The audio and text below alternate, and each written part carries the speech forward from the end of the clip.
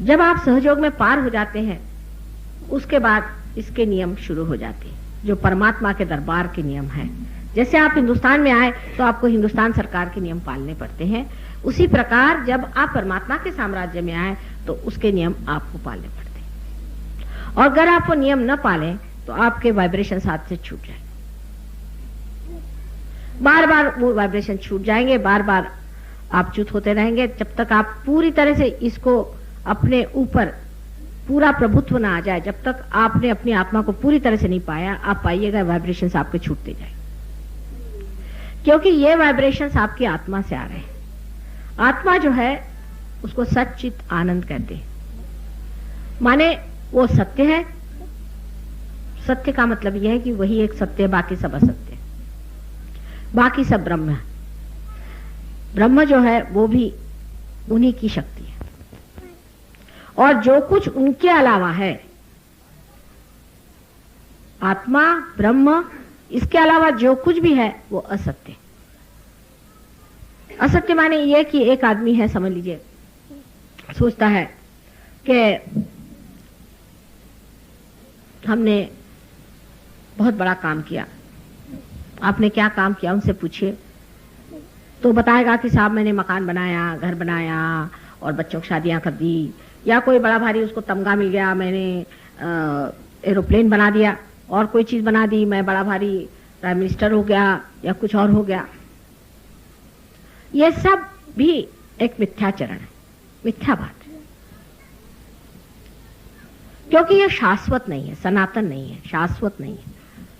ये कोई आदमी है, आज बड़े बड़े अफसर हो जाते हैं, हम अफसरी काफी देख चुके हैं, और जैसे ही अफसरी खत्म हो गई तो कोई पूछता भी नहीं। बड़ा आश्चर्य, अगर आपका ट्रांसफर ही हो गया तो कोई नहीं पूछता। आपने मकान बना लिया, आपने देखे कितने बड़े बड़े खंडहर पड़े हुए हैं, और ना कोई जानता है कि ये है क्या भला, कहां से आए, क्या हुआ। बड़े बड़े ऐसी चीजें खत्म हो चुकी। एक बार मैं गई थी आपके आगरा के फोर्ट में, तो रात बहुत बीत गई, वहां कोई स्पेशल हमें दिखाने का इंतजाम था, तो बहुत रात बीत गई, और वो कहने लगे सब भीड़ जाएगी तब आपको ठीक से दिखाएंगे, बस कुछ चीजें दिखाए उखाए।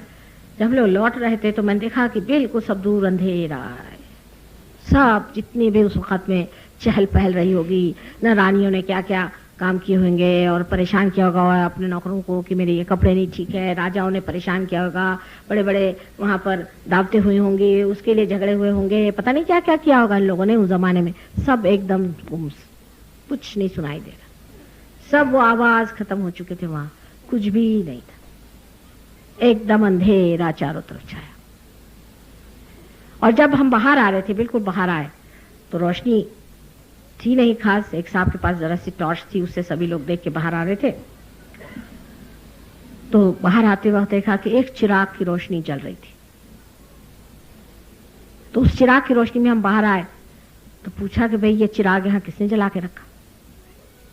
मैंने पूछा कि किसने चिराग यहाँ जला, कहले कि यहाँ पर एक मदार है, एक पीर की मदार है, और ये पीर बहुत पुराने हैं।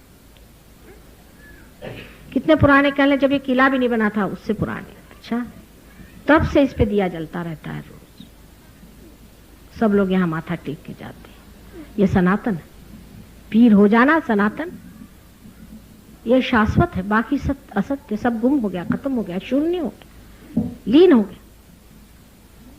आज कोई आकाश में उछल रहा है, कल देखा तो वो गर्त में पड़ा हुआ है। आप रोजमर्रा ही देखते हैं, अपने ही आंखों के सामने आपने देखा है, कितनी बार ऐसे होता हो। इतना 50 साल में इस भारतवर्ष में हुआ है, कभी नहीं हुआ था। सबसे ज्यादा उथल पुथल इसी 50 साल में हुई है। इससे आप समझ सकते हैं कि ये सनातन नहीं, ये कोई सी भी चीज सनातन नहीं जिसके पीछे आप दौड़ रहे हैं, दौड़ धूप कर रहे हैं। आज बड़े भारी आदमी बन के घूम रहे हैं, आपका ठिकाना नहीं, कल आप रास्ते के भिखारी बने घूम रहे हैं। जो चीज सनातन नहीं उसके पीछे हम क्यों दौड़े। जो चीज सनातन है उसे पाना चाहिए। जब आदमी रियलाइजेशन पा लेता है तो वो खोता नहीं, जब उसका जन्म होता है तो रियलाइजेशन के साथ वो दूसरी चीज मोक्ष लेकर के वो आता है। वो करुणा में फिर से जन्म लेता है, सिर्फ करुणा में जन्म लेता है, लेकिन वो मोक्ष अपने साथ लेकर के आता है। उस सनातन को पाना चाहिए। और जब हम लोग इस बात को जान लेते हैं कि हमें सनातन को पाना चाहिए, तब हमारा जो व्यवहार है सहयोग के प्रति बदल जाता है। जो लोग पार हो गए हैं